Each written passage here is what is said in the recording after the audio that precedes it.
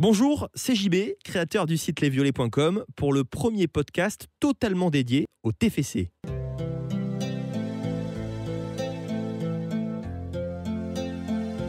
Jacques Bréda restera le speaker historique du stadium. Pendant 22 ans, il a été la voix de tous nos matchs et désormais, uniquement sur lesviolets.com, il vous partage ses souvenirs, ses histoires, ses anecdotes, ses émotions violettes au travers d'une série de podcasts exceptionnels.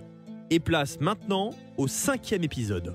Amis supporters, bonsoir, très heureux de vous retrouver pour le 5e épisode de ma vie de speaker du TFC. Aujourd'hui, je vais vous parler de la saison 97-98 avec plusieurs événements qui ont marqué cet exercice. Cette saison reste très particulière dans ma mémoire. Tout d'abord parce que je vais vivre ma première saison en Division 1, ma petite consécration de speaker. À la fin de chaque saison, je ne sais d'ailleurs jamais si je vais continuer, je suis un inquiet et jamais assuré que l'aventure continuera. À chaque intersaison, j'attends avec impatience que le club m'appelle pour me renouveler sa confiance. Au mois de juillet, l'appel téléphonique du service communication du TFC lance ma saison avec la première réunion de préparation. Sportivement, l'objectif fixé par le président de la Battute est le maintien. Giresse et ses hommes sont avertis. Nous sommes sur la saison qui précède la Coupe du Monde 98 qui se déroulera en France et verra le Stadium accueillir 6 rencontres et dont je serai un des acteurs. Quelques mois plus tôt, en avril, Michel Platini, Sepp Blatter, le secrétaire général de la FIFA et Fernand Sastre, le président de la fédération, sont venus visiter le Stadium. À l'issue de cette journée, alors que le TFC reçoit Niort, victoire 3-0, le directeur administratif du TFC m'informe avant le début de la rencontre que je serai le speaker de la Coupe du Monde pour les rencontres à Toulouse. Une joie indescriptible m'envahit ce soir-là.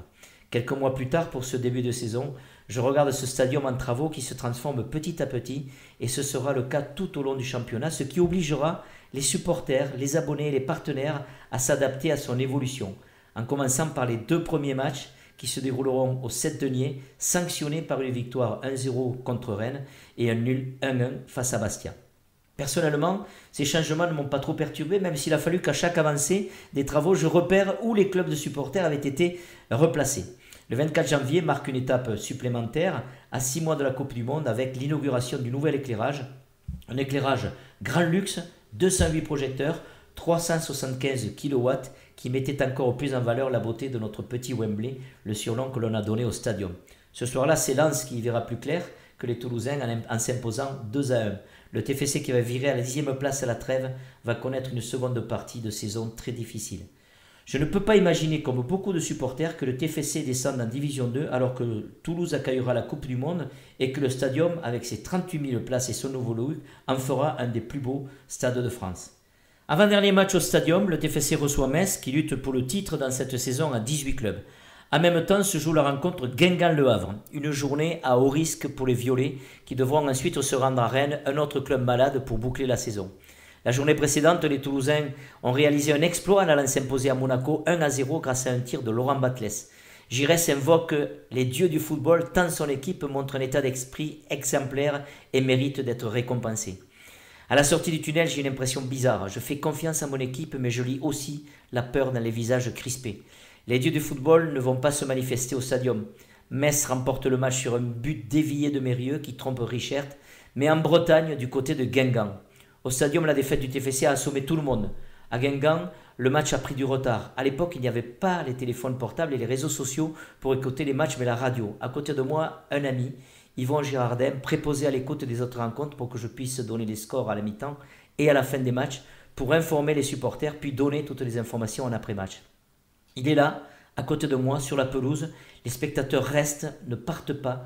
Les joueurs sont sur le terrain, les dirigeants aussi. Tout le monde est suspendu à mes lèvres. Le score est de 0-0 à quelques minutes de la fin. À la dernière minute, Pouget, un ex-Messin, marque pour le Havre qui remporte le match et envoie Guingamp en 2e division. Les Bretons ne pouvant pas rattraper le TFC, quels que soient les résultats de la dernière journée. Nous attendons la confirmation bien sûr de ce résultat avec le coup de sifflet final. Et j'annonce la bonne nouvelle, un stadium qui explose, le public envahit la pelouse et Giresse, porté par ses joueurs qui hurlent à la tribune officielle « On y est arrivé, on y est arrivé ».